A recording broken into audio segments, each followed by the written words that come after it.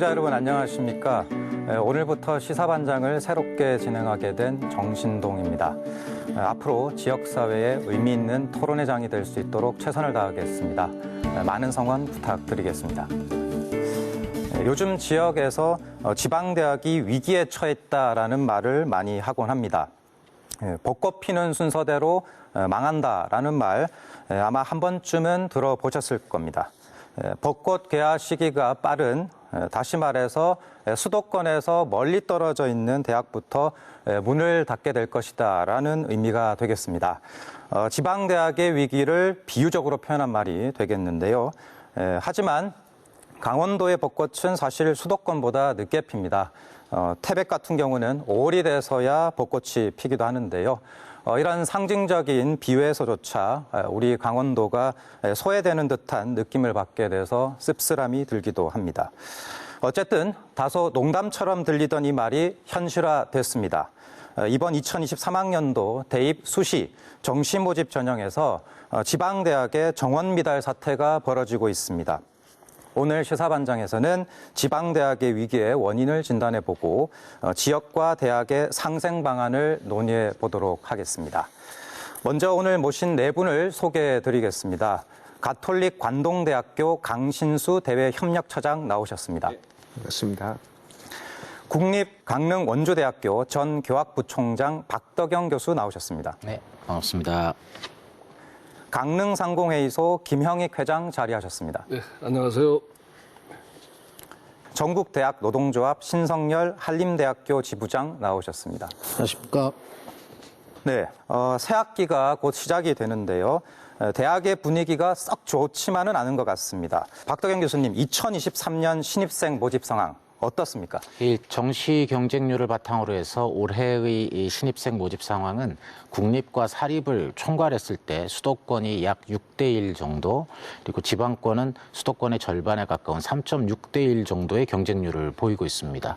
이 지방 중에서는 경상북도와 전라남도가 3대1에 못 미치는 최악의 성적을 보였고, 제주와 충청권이 4.0대1 정도, 그리고 강원도는 3.7대1로서 전국 지역 중에서는 중위권 정도의 수준을 보이고 있습니다.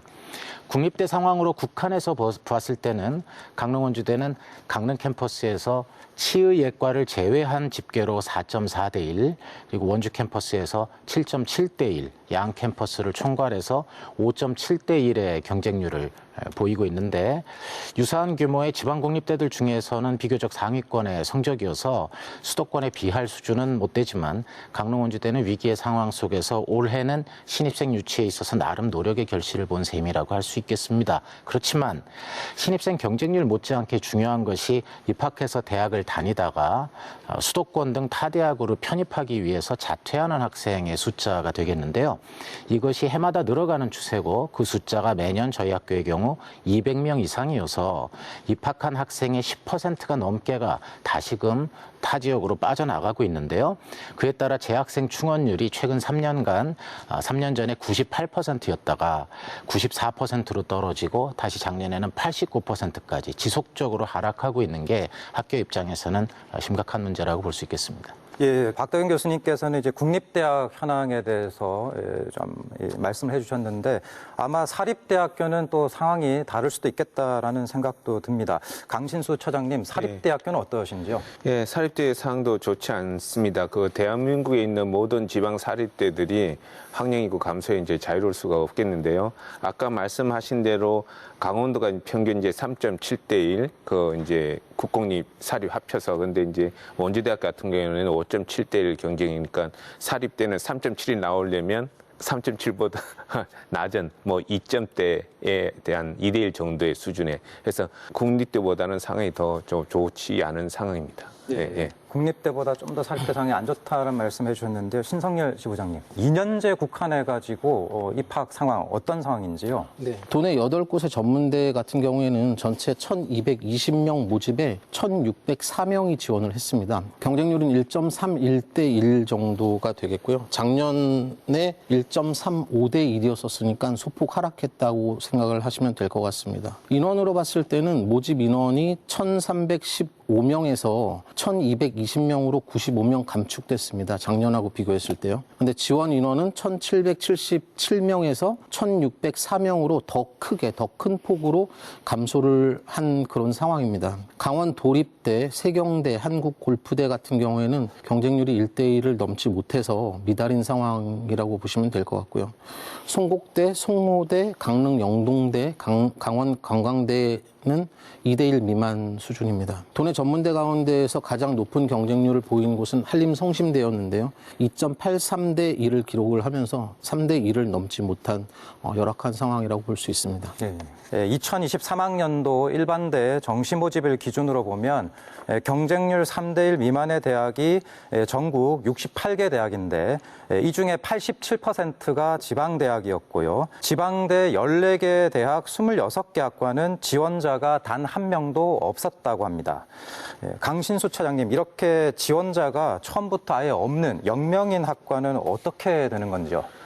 지원자가 없는 학과는 일단 경쟁력이 없다고 봐지고요. 그런 학과는 사실은 존재 이유가 없어지겠죠. 근데 문제는 기존의 학과가 있다가 이제 지원자가 오래 없다고 해서 재학생이 다 없는 건 아니거든요. 그래서 재학생의 문제, 그러니까 재학생들을 얼마나 학습권을 보장해서 졸업을 시킬 수 있는가의 문제. 또 하나의 문제는 이제 학과가 있으면 학과에 관련된 여러 가지 교육 시설이 있잖아요. 이 교육 시설이 또 불용이 되는 수가 또 이런 생기는 문제. 가장 또 큰 문제는 이제 교수님들이라고 하실 수 있죠. 이제 교수님들이 신입생 없어지면 학과가 이제 질 수밖에 없잖아요. 그러면 이 교수님의 처우 문제, 그러니까 교수님들이 전공을 변화를 시켜야 되는 문제, 그러니까 내부적으로 재학생 수입은 없어지는데 점점 주는데 대학 입장에서 비용은 줄어지지 않는 거죠. 인건비라든지 이런 거 그대로 써서 그러니까 이중으로 힘들어지는 상황이 된다고 보시면 됩니다. 그래서 이중의 부담이 발생한다라는 말씀을 해주셨는데요.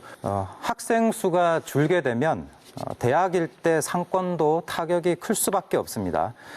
우리 지역만 해도 지난 2019년도에 한중대학교가 폐교가 되면서 인근 마을에 상당한 영향을 미쳤던 것으로 알고 있습니다. 김영익 회장님, 대학의 위기, 지역 경제에 미치는 여파 상당하지 않겠습니까? 네, 예, 그렇습니다. 한중대학교의 폐교는 지방대학교의 위기가 지역의 위기로 이어지는 것을 명확하게 보여준 한 사례입니다. 강릉은 국내 다른 지역에 비해 대학생 인구 비율이 아주 높습니다. 2018년 기준 강릉 지역 총 인구 대비 대학교 재적 학생 비율은 13.2%로 전국 평균 5.3%를 크게 상회합니다. 네. 그리고 우리 지역의 산업은 대학생 소비 지출에 알맞은 자영업 위주로 발달해 있습니다. 2018년 한중대가 폐교되고 당시 조사 결과에 따르면 강릉에 있는 지역 대학생은 연간 1,600억 원, 1인당 584만 원의 소비 지출을 통해서 지역 내에 1,000에서 1,160억 원의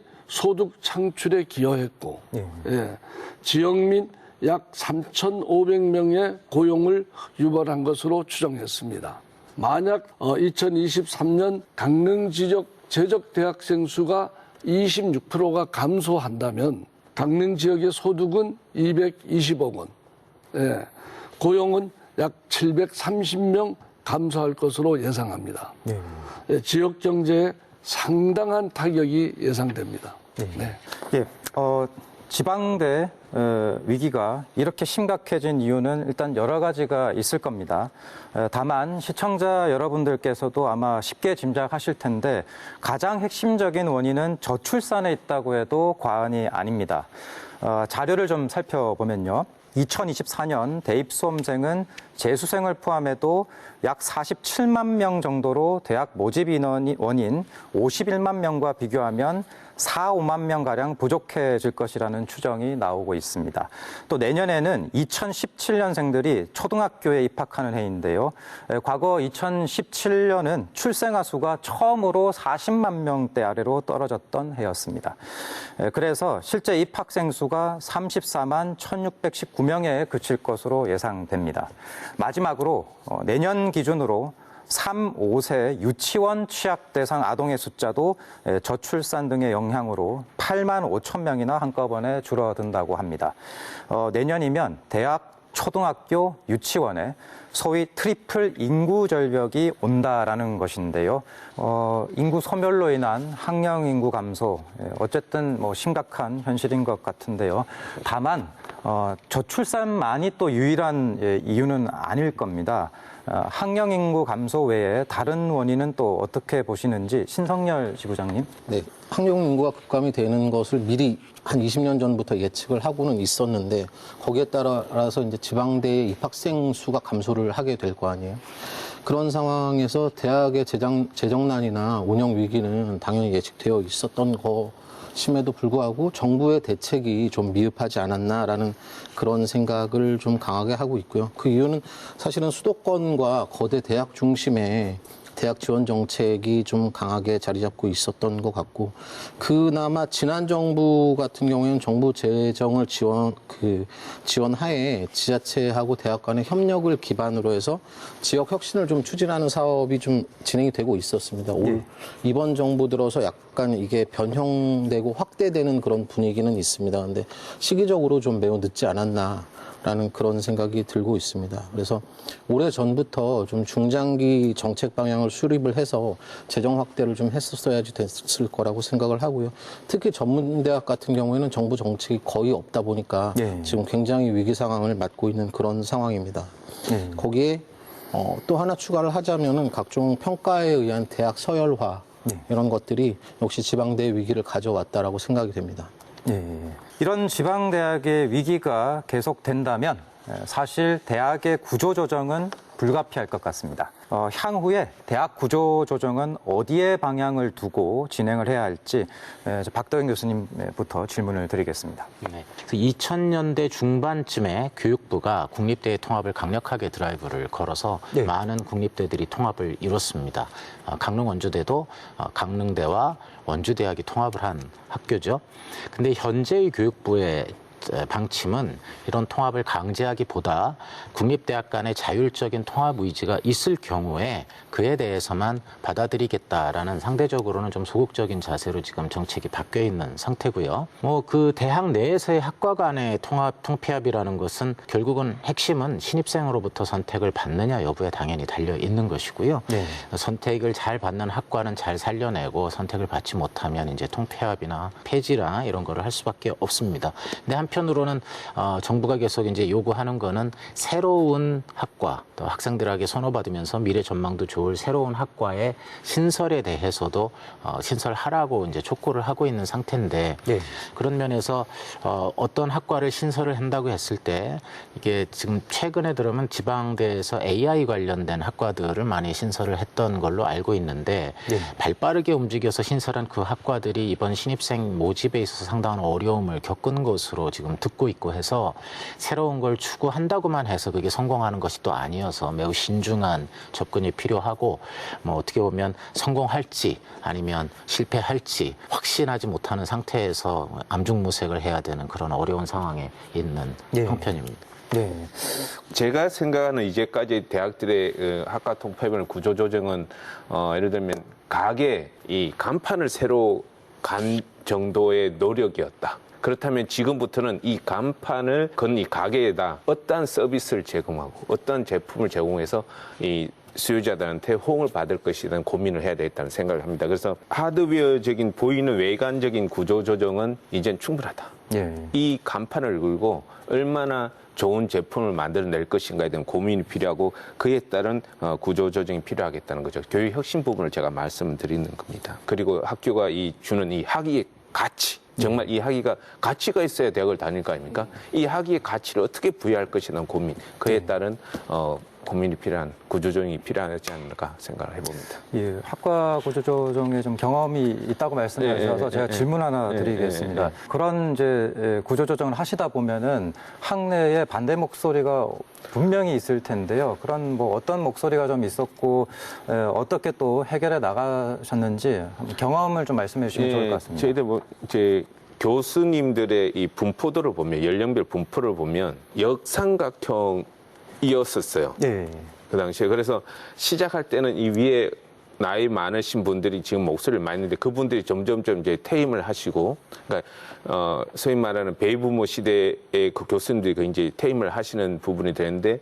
보니까 이제 중간 허리가 또 없는 거예요. 네. 젊은 교수님들만 있고 이런 문제가 좀 있습니다. 그러다 보니까 오히려 지금 상황에서는 젊은 교수님들 이 위기를 다 공감을 하고 계세요. 그래서 한번 해보자면 조금 자기를 희생하더라도 좀 따라오는 지금 경향이 좀 있습니다. 그래서 그렇게 부정적이지는 않습니다. 그래서 옛날의 구조조정보다는 지금의 구조조정 다 어려움을 공감하고 있기 때문에 좀 이렇게 쉽게 잘 소통하고 문제를 같이 해결하자는 입장이 되면 충분히 그런 부분을 가능하려고 저는 보고 있습니다. 오늘 처음으로 긍정적인 이야기를 해주신 것 같습니다. 신성열 지부장님, 대학 구조조정 어떻게 보고 계시는지. 지금 교수님께서 처음으로 긍정적인 이야기를 하신 다음에 제가 다시 부정적으로 지금 바뀌게 될 것 같은데요.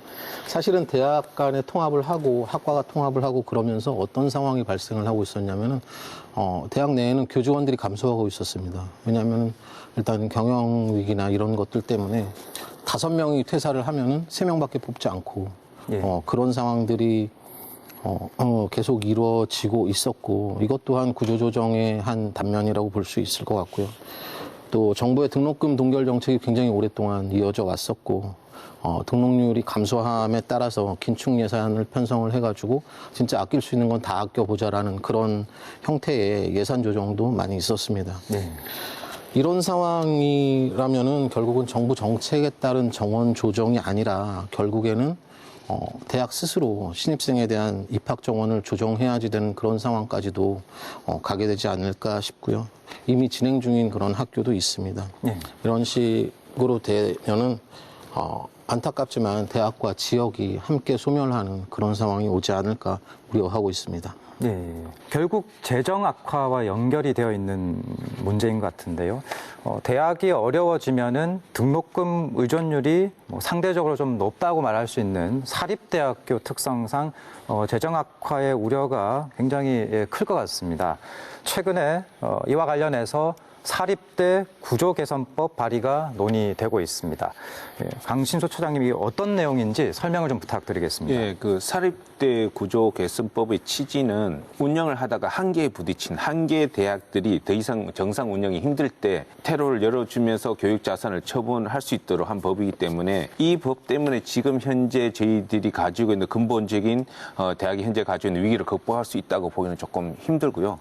단 폐교로 인해서 이제 법인이 해산 시에 지역 내에 새로운 공공기능으로 전환을 할 수 있다는 것. 그래서 지역 상생적 해상과 청산을 지원할 수 있다는 쪽으로 보시면 맞을 것 같고요. 다만 이 사립대 구조 개선법이 적용되면 대학의 일부를 매각할 수 있는 길이 열립니다. 그래서 대학의 일부를 매각해서 이제 매각하자는 이 대학이 재투자가 된다면 위기를 극복할 수는 있겠으나 과연 이게 얼마나 실효가 있을지는 이제 두고 봐야 될 일. 어쨌든 근본적인 취지는 한계가 부딪혔을 때 퇴로를 열어주는 법이라고 이해를 하시면 될 것 같습니다. 뭐 이런 긍정적인 측면도 있겠지만 일각에서는 수도권 대학 정원은 그대로 두면서 사립대 구조 개선법이 만약에 통과가 된다면 이건 사실상 지방대학교 폐교를 촉진하는 거 아니냐 그런 수단이 될 수 있다라는 우려도 있는 것 같습니다.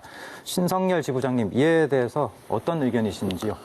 사립학교법에서는 사립대가 폐교됐을 때 전액 다 국고 환수하게끔 그렇게 되어 있습니다. 근데 이 사립대 구조 개선법이 바뀐 게 일부 말씀하신 대로 일부 매각할 수 있고 또는 설립자나 경영자에게 일부 환원할 수 있는 그런 형태의 그 법인데요. 아마 이게 통과가 되고 나면은 2025년부터는 사학진흥재단의 재정 진단과 대교협의 기관평가 인증이 결국 위기대학을 결정하게 될 거라고 생각이 됩니다. 위기대학은 일반 재정 지원에서 배제가 될 거고요. 이 대학들은 결국 학과 통합이나 구조 조정을 거쳐서 폐교로 가는 수순이 예상되고 있습니다. 사립대 구조 개선법이 폐교 촉진의 목적은 아니더라도 결과는 그러한 형태로 나타나지 않을까라는 그런 생각이 들고요. 사립대 구조 개선법은 위기의 사학의 퇴로를 마련해 준다기보다는 무책임한 경영자에게 빨리 포기할 수 있는 기회를 주는 그런 방법이라고 생각이 됩니다. 이런 가운데 특단의 조치로 지금 논의가 되고 있는 것이 하나 있습니다. 지방대학 무상교육 이야기가 되겠습니다. 등록금 등을 내지 않고 무상으로 지역에서는 교육을 받을 수 있도록 하자라는 이야기인데요. 굉장히 이상적일 것 같지만 또 현실 가능성 문제로 우리가 도외시할 수는 없을 것 같습니다. 이게 과연 현실 가능성이 있는지 먼저 박덕영 교수님께 질문 드려보겠습니다. 14년 전이 되겠네요. 2009년도부터 대학 등록금 인상이 동결되기 시작해서 14년 동안 올리지 못하고 묶여 있습니다. 거기다가 속칭 반값 등록금이라고 해서 국가장학금 명목으로 학생에게 직접 등록금 지원한 지가 오래됐습니다. 학생 입장에서 이 등록금이 저렴해지거나 또는 아예 등록금이 없다면 좋은 일이라고 생각할 수 있겠죠. 그런데 이게 대학 입장에서도 좋은 건 아니고요. 장기적으로는 학생 입장에서도 좋은 일이 아닙니다. 아시다시피 등록금을 동결한다고 해서 인건비, 시설 유지비, 재료비 이런 것들이 동결되는 건 아니지 않습니까? 그러다 보니까 지출 증가 부담을 국가가 보상해주지 않고 등록금을 묶어놓게 되면 결국 대학은 가난해져 갈 수밖에 없는 건데요. 등록금 동결이 시작됐던 2009년 시점에 비해서 지금 실질 등록금이 한 4분의 3 수준 정도까지 떨어졌다라는 통계도 나오고 있습니다. 네. 그만큼 가난해졌다는 얘기입니다. 이 무상등록금이 어떤 여파를 만들어낼지에 대해서는 좋은 사례가 있습니다. 서울시립대 사례입니다. 서울시립대가 2010년대 중반에 시장님의 정책, 시정책에 따라서 무상등록금을 시도하려고 했습니다. 그랬는데 학생들의 반대로 무산됐습니다. 이게 공짜라고 해서 학생들도 다 좋은 것이 아닌 것이 등록금이 무상이 되게 되면 학교 운영의 전액을 국립대학이라면 국고나 또는 지방자치단체로부터 받아서 운영을 해야 됩니다. 서울시립대 같으면 서울시로부터 전액을 받아서 운영해야 되는 상태가 되죠. 근데 그렇게 되면 인건비나 물가 말씀드린 것들의 상승을 감당할 만큼의 재원이 공급돼야 되는데 그런 공급에 있어서는 경직되기가 쉽고요. 네. 한편으로는 이게 세원으로 학교의 재원이 지원이 되다 보니까 학교가 스스로 자율적으로 뭔가를 할 수 있는 것에 대해서 많은 제약이 생깁니다. 네. 시의회라든가 이런 그 제약이 많이 생기게 돼서 상당히 운영이 경직되게 되는데요. 시간이 갈수록 이게 학교 운영 전반이 어려워지게 되면 이게 교수에게 필요한 연구기자재의 구입이나 이런 것의 모자람뿐만 아니라 학생의 교육에 필요한 실험 실습이나 학생 복지 차원의 지출까지도 같이 쪼그라들게 되는 거죠. 이런 문제가 예견되고 드러나는 것을 느끼다 보니 등록금 전액 무상에 대해서 학생들이 반대하고 나서는 사태가 생겼던 겁니다. 네. 이런 전례가 있는데 무상등록금 제도를 시행하게 되면 대학이 오히려 어려워질 가능성이 커지고 이 여파가 학생에게 미치면 학생들이 대학을 선호하는 매력 또한 감소하게 돼서 악순환에 빠질 위험이 오히려 큰 정책이다. 이게 근본적인 해결책이 아니다라고 말씀드리고 싶습니다. 네, 무상이나 무상이 아닌 것 같은 공짜이나 사실은 공짜가 아닌 듯한 느낌을 받게 됩니다. 결국에는 세금으로 지원을 할 수밖에 없고 국가의 재정이 들어가게 되면 아무래도 그 지역에 잘 알고 있는 특성화를 지향하고 있는 지역대학 입장에서는 재정을 좀 효율적으로 사용하는데 상당한 제약이 있을 것이다. 단기적으로는 등록금이 없으니까요. 학생들한테 굉장히 혜택이 가는 것 같이 보이지만 중장기적으로 보면은 시설 등등에 있어서 오히려 학생들에게 큰 피해가 갈 수 있다라는 얘기도 해주신 것 같습니다. 이번 윤석열 정부에서는 재정 지원 권한을 지방자치단체에게 넘겨주겠다. 이런 정책을 내놓았습니다. 그러니까 중앙행정기관에서 가지고 있던 재정 지원 권한을 예를 들면 우리 지역 같은 경우는 강원도에다가 넘겨주겠다라는 것인데요. 이런 정책에 대해서는 어떻게 생각하시는지 강신수 처장님께 먼저 질문드리겠습니다. 네, 지난 2월 1일 날 보도자료로 이제 보도가 되었습니다. 그래서 즉 무슨 사업이냐면 RISE 사업인데 Regional Innovation System and Education이라는 사업이에요. 이 사업이 뭐냐면 지자체에다가 대학을 지원해주는 조직을 만들어라. 그리고 그 지역의 특성을 살려서 대학과 힘내서 대학을 살릴 수 있는 방안을 모색해라. 이런 사업이거든요. 근데 이 사업 안에 글로컬 대학도 사실은 연계가 되어져 있습니다. 그래서 이 RISE 사업은 제가 알기로는 순차적으로 네. 모든 시도 지자체별로 다 RISE 사업을 지원하게끔 되어지고요. 네.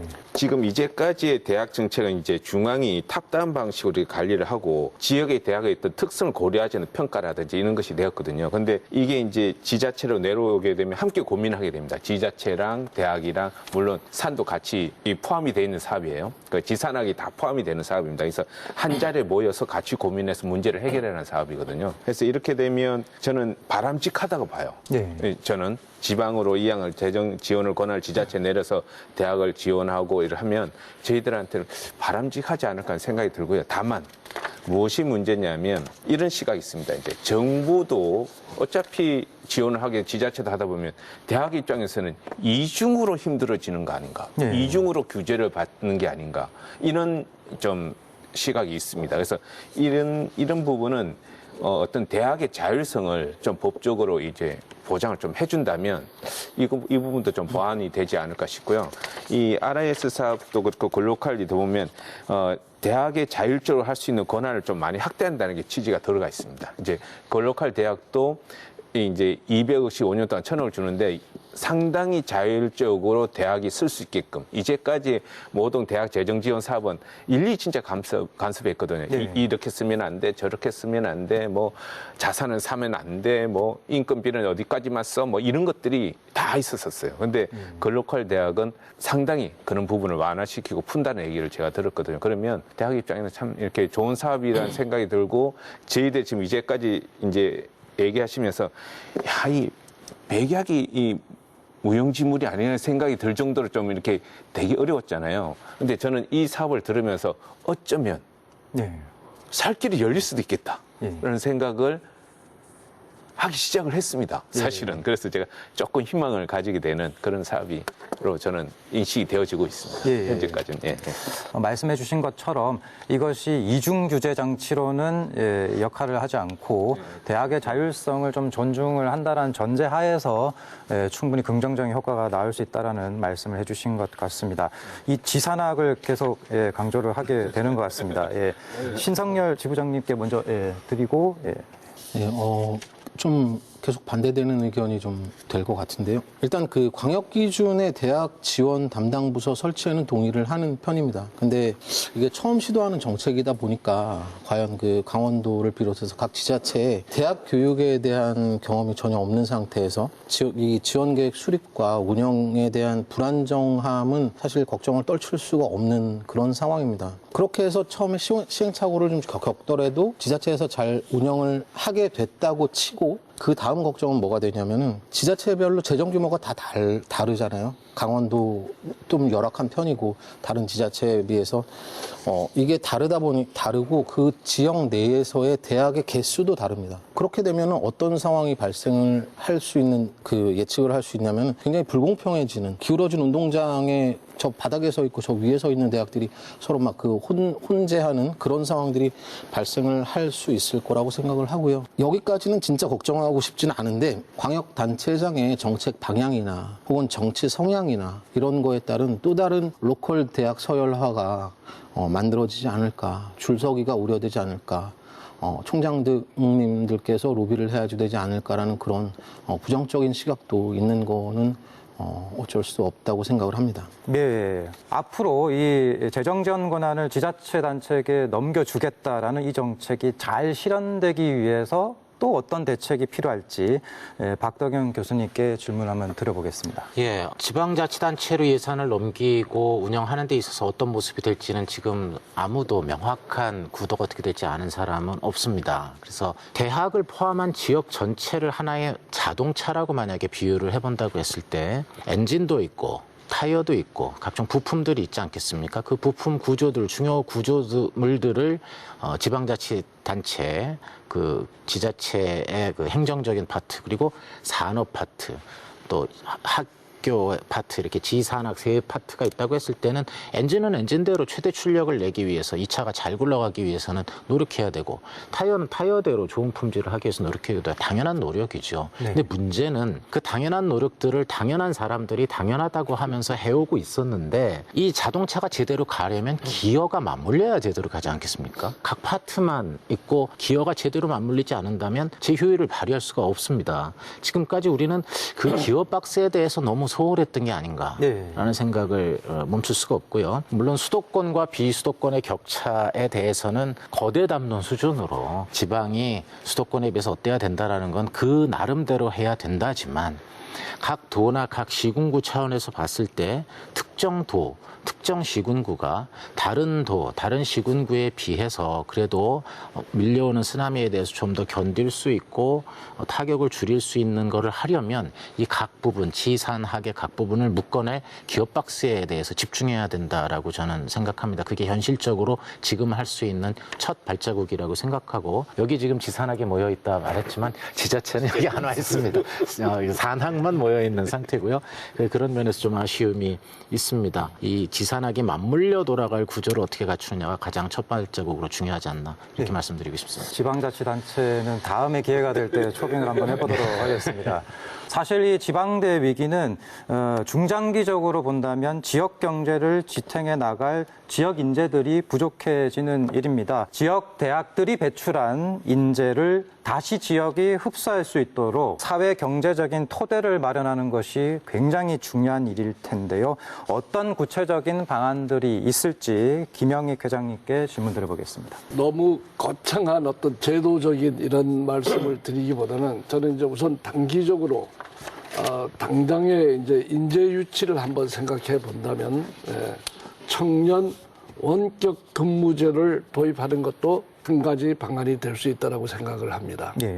코로나19 우리나라 원격 근무자는 깜짝 놀라게도 114만 명으로 3년 만에 12배가 늘었습니다.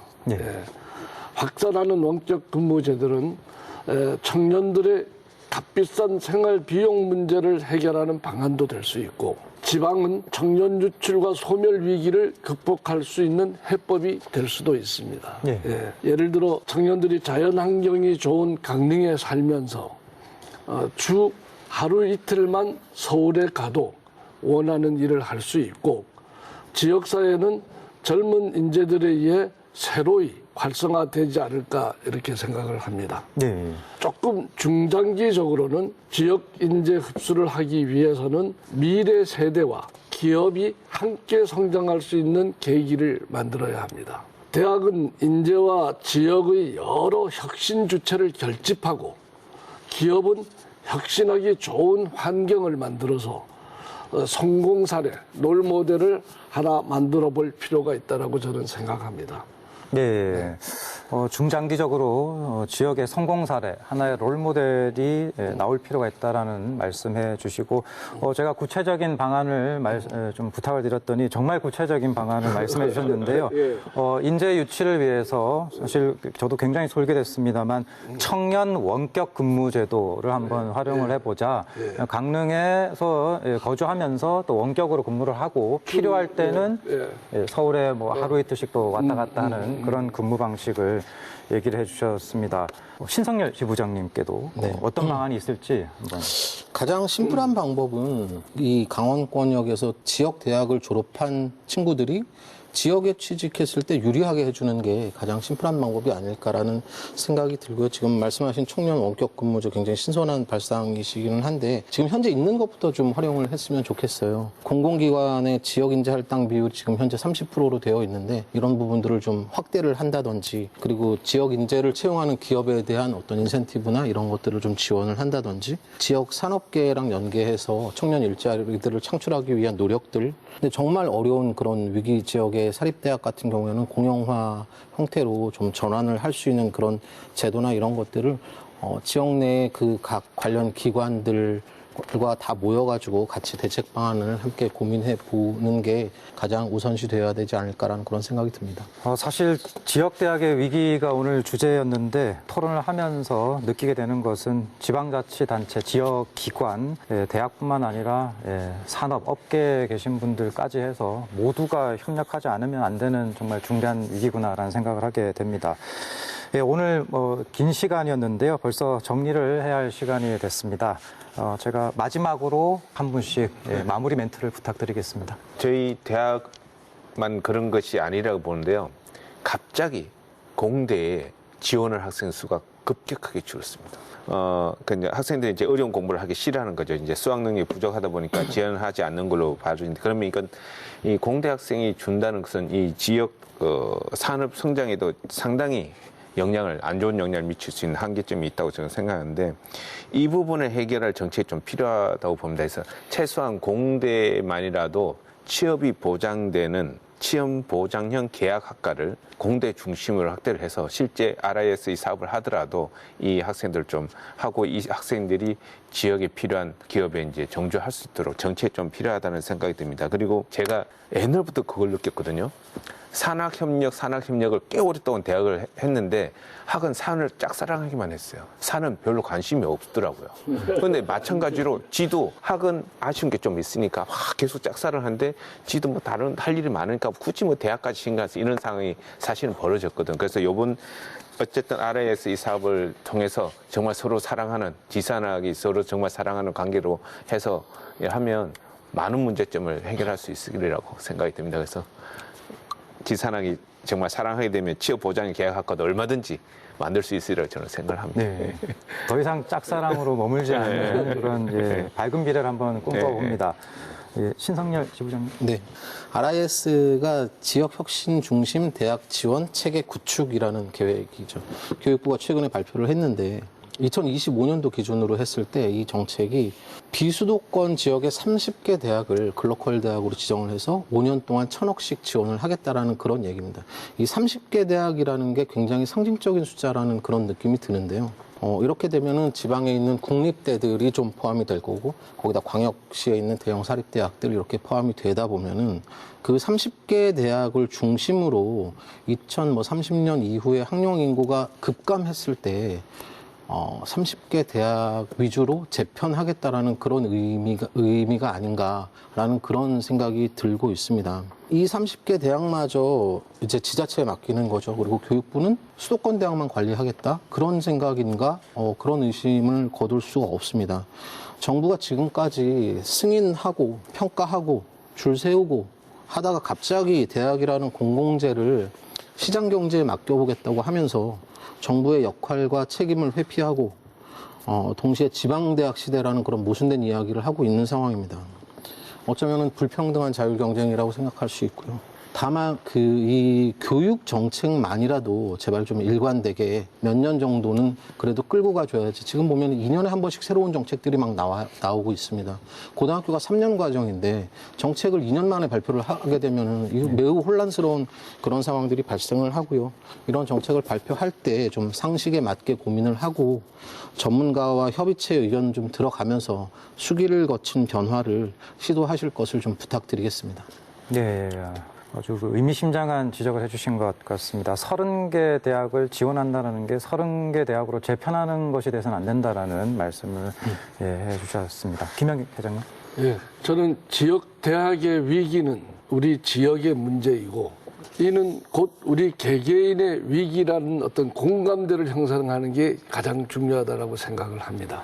지금 현재 우리는 각자의 아픔을 각자가 헤쳐나가기에는 이미 사면초가입니다.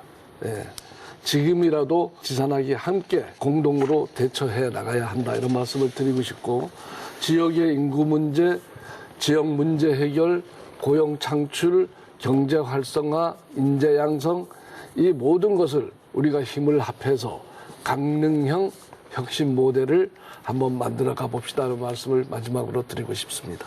네, 감사합니다. 네. 위기라는 단어가 지금 오늘 많이 나왔습니다. 근데 그 위기라는 한자 자체가 갖고 있는 의미처럼 위기를 위기라더라라고 하면 위험이 되는 거고요. 위기를 기회다 생각하면 기회가 될 수도 있는 거죠. 그 기회가 과연 가능한가라는 측면에서 지금 계속해서 여러 번에 걸쳐서 나왔던 지산학 얘기, 짝사랑 아닌 공동 노력 이런 것들에 대해서 아직 이런 넓은 시각에서의 이 원활한 공조가 이루어지는 지역이 많지 않습니다. 전국의 지방에서. 그러니까 지금부터라도 진심을 가지고 우리가 이런 위기에 대응하는 방법을 그냥 지금까지 해왔던 방식이 아니라 좀 되돌이켜보고 새로운 시도를 할 수 있는 방향이 있다라는 우리가 의지를 갖는다면 다른 지역과 차별화된 성과를 얻을 수 있는 기회가 우리 앞에 열려 있는 거라고 긍정적으로 생각할 수 있다고 생각하고요. 오늘 이 대담이 그런 노력을 촉발하는 계기가 되기를 기대합니다. 네, 네 분 함께 해주셔서 감사드립니다. 지금까지 우리 지역을 중심으로 해서 지방대의 위기와 생존해법에 대해서 이야기를 나눠봤습니다. 지방의 위기는 결코 그 지역 내 위기로 한정되지 않습니다. 우리 몸속 어느 한 장기에 위기가 닥치면 사실 건강 전반에 영향을 주듯이 이 지방의 위기는 결국 국가 전체의 위기로 번질 수밖에 없습니다. 지금이 바로 이러한 절박한 심정으로 힘과 지혜를 모아야 할 순간이 아닌가 생각해 봅니다. 중앙행정기관, 지방자치단체, 대학 구성원은 물론이고 지역 공동체 모두가 관심을 가져야 할 것 같습니다. 머지않아 벚꽃이 만개하는 시기에 우리 지역의 캠퍼스, 대학가가 꿈과 열정이 가득한 학생들로 생기를 찾을 수 있기를 기대해 봅니다. 시사반장, 오늘은 여기까지입니다. 감사합니다.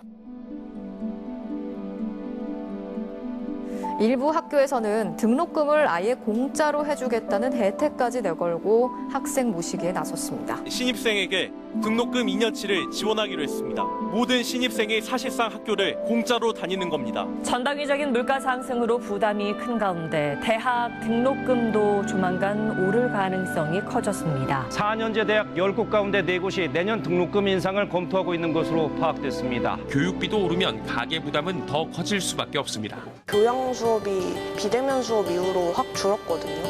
그래서 수강을 할 교양이 없는, 뭔가 듣고 싶은 교양이 거의 없고 그냥 일단 학점 따기 위해서 교양을 듣는 느낌이라고 해야 될까요?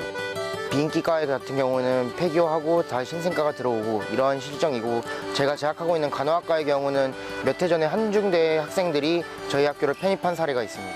학교에서 안 쓰는 시설들이나 강의실들을 좀 잘 활성화시켜서 저희한테 제공해 줬으면 좋겠습니다. 신입생이나 학생들이 줄다 보니까 학교 쪽에서 이제 지역과 연관 지어가지고 졸업을 하면 이쪽으로 나갈 수 있게 그런 환경을 만들어주면 저는 좋을 것 같습니다. 학교에서 해결해 줄 수 없으면 지역적으로라도 그런 학생들이 원하는 일자리를 좀 더 풍부하게 해주는 게 아마 학교나 지역적이나 다 좀 이렇게 성공적인 성과를 거둘 수 있지 않을까라고 저는 생각을 합니다. 대학생 입장에서 등록금을 올린다는 거는 결국에는 가정에 부담이 되다 보니까 조금 이건 아니지 않나 싶으면서도 제가 경제학과를 다니다 보니까 물가 상승에 따른 여러 가지 요인들이 다 오른다고 생각이 듭니다. 다만 대학 등록금이 오른다는 것은 뭐 불가피한 측면이 있겠지만, 다만 만일 오른다고 한다면 그만큼 어떻게 학생들한테 더 어떤 부분으로 어떻게 돌아가는지에 대한 상세한 설명이 있다면은 많은 사람들도 공감을 할 거라고 저는 생각을 하고 있고요.